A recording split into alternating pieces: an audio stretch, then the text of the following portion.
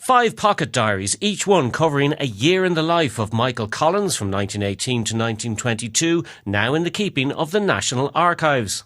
They're the first new primary source material that we have on Michael Collins, and for the National Archives it's incredible to get them in the year of the centenary of his death.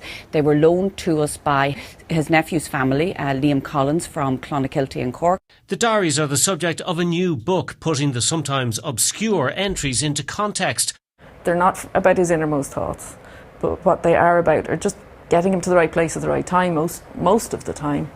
But they're also about, I suppose, a real challenge to us about what mattered to him in a moment.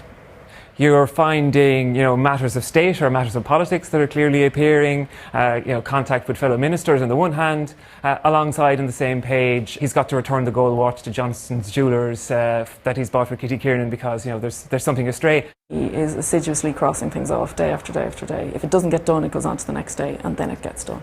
There's a huge appetite for work here. Apart from relentless work, they also show a sometimes surprising range of interests. Yes, he goes to GAA matches quite a bit, but he's also going to the ballet, he's going to the opera, he's going to the theatre a lot, he's reading a lot. I think you're seeing sides to him that I think, this complicates him. He's a much more rounded, fuller figure here than I think we would have expected. If the diaries don't quite reveal feet of clay, they do show that Michael Collins was only human.